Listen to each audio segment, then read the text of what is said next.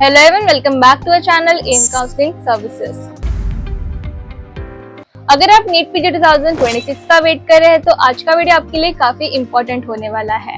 बहुत सारे एस्पिरेंट का एक ही क्वेश्चन है कि एग्जाम डेट अनाउंस हो चुकी है लेकिन रजिस्ट्रेशन अभी तक स्टार्ट क्यों नहीं हुआ। लास्ट ईयर के कंपैरिजन में इस बार प्रोसेस थोड़ा डिले दिख रहा है, जिस वजह से स्टूडेंट नेचुरली कंसर्न्ड है। तो इस वीडियो में हम सिंपल लैंग्वेज में समझेंगे कि रजिस्ट्रेशन डिले होने का पॉसिबल रीजंस क्या है, इसका कैंडिडेट पर क्या इम्पैक्ट पड़ सकता है और साथ ही नीट पीजी 2026 का कंप्लीट ओवरव्यू भी डिस्कस करेंगे ताकि आपको सारी इंपॉर्टेंट इन्फॉर्मेशन एक ही जगह मिल जाए। तो चलिए शुरू करते हैं। सबसे पहले बात करते हैं रजिस्ट्रेशन डिले के रीजंस की। सबसे बड़ा रीजन माना जा रहा है सीट मैट्रिक्स रिवीजन। पिछले एकेडमिक सेशन के बाद कई नए medical colleges and additional PG seats approve हुई है। इन सभी सीट को state wise and college wise finalize करना एक डिटेल प्रोसेस होता है। जब तक ये अपडेटेड सीट मैट्रिक्स कंप्लीट नहीं होता, रजिस्ट्रेशन प्रोसेस स्टार्ट करना पॉसिबल नहीं होता। दूसरा इंपॉर्टेंट रीजन है कॉलेज डेटा वेरिफिकेशन। हर मेडिकल कॉलेज को अपनी internship position, clinical training details and available post graduate seats verify करके कंसर्न अथॉरिटीज को सबमिट करनी होती है। तो जब तक ये वेरिफिकेशन कंप्लीट नहीं होती, काउंसलिंग और रजिस्ट्रेशन प्रोसेस को फाइनल अप्रूवल मिलना मुश्किल होता है। तीसरा रीजन एग्जामिनेशन सिक्योरिटी से रिलेटेड हो सकता है। पिछले कुछ एंट्रेंस एग्जामिनेशन के बाद एग्जाम सिक्योरिटी को लेकर काफी डिस्कशन हुआ था। इसी वजह से अथॉरिटीज इस बार रजिस्ट्रेशन एंड एग्जामिनेशन प्रोसेस को और सिक्योर बनाने पर फोकस कर रही है। Security protocols, verification system and exam management में एडिशनल प्रिकॉशंस लिए जा रहे हैं ताकि एग्जामिनेशन फेयर एंड ट्रांसपेरेंट तरीके से कंडक्ट हो।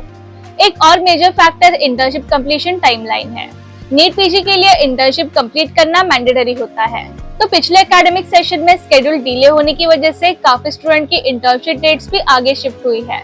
इसी बैलेंस को मेंटेन करने के लिए रजिस्ट्रेशन शेड्यूल को अकॉर्डिंगली एडजस्ट किया जा रहा है ताकि मैक्सिमम एलिजिबल कैंडिडेट्स एग्जामिनेशन में अपीयर कर सके। अब सवाल आता है कि रजिस्ट्रेशन डिले होने से कैंडिडेट्स पर इफेक्ट क्या पड़ सकता है। सबसे पहला इम्पैक्ट रिजल्ट डिक्लेरेशन पर देखने को मिल सकता है। अगर एग्जामिनेशन अगस्त के एंड में कंडक्ट होता है तो एक्सपेक्टेड है कि रिजल्ट सितंबर के मिडिल तक डिक्लेयर हो। इसके बाद merit list preparation, all India quota counselling और स्टेट काउंसलिंग शेड्यूल भी अकॉर्डिंगली शिफ्ट हो सकते हैं। काउंसलिंग प्रोसेस डिले होने का डायरेक्ट इफेक्ट एडमिशन टाइमलाइन पर भी पड़ता है। College reporting, seat allotment and residency program की ज्वाइनिंग डेट्स एक्सपेक्टेड शेड्यूल से थोड़ी लेट हो सकती है। इसका मतलब ये भी है कि नए पोस्ट ग्रेजुएट रेसिडेंट की ज्वाइनिंग डिले होगी और तब तक एग्जिस्टिंग रेजिडेंट डॉक्टर्स पर ओवरलोड कंपैरेटिवली ज्यादा रह सकता है। अब बात करते हैं नीट पीजी 2026 के बेसिक ओवरव्यू की। फिलहाल अवेलेबल शेड्यूल के अकॉर्डिंग एग्जामिनेशन 30 अगस्त 2026 यानी संडे को कंडक्ट होने की एक्सपेक्टेड है। एग्जाम कंप्यूटर बेस्ड टेस्ट यानी सीबीटी मोड में होगा एंड इस बार सिंगल शिफ्ट एग्जामिनेशन होने की पॉसिबिलिटी है। एलिजिबिलिटी की बात करें तो सबसे इम्पोर्टेंट कंडीशन इंटर्नशिप कंप्लीशन है। कैंडिडेट्स की कंपल्सरी रोटेटरी इंटर्नशिप 30 सितंबर 2026 तक कंप्लीट होनी चाहिए।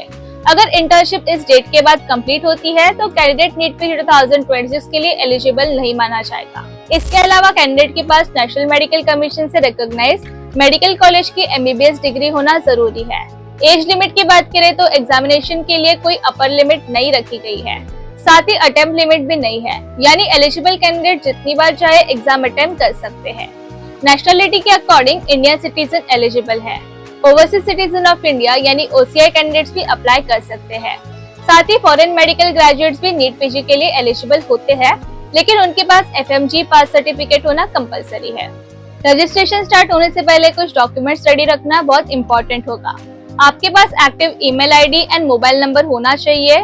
Then medical counselling registration details, MBBS college and university की information, internship details, permanent and correspondent address, class 10th and 12th की basic information, passport size photograph, valid ID proof and अगर applicable हो तो updated category certificate भी ready होना चाहिए।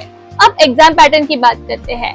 Examination computer based test format में conduct होता है एंड मीडियम सिर्फ इंग्लिश होता है।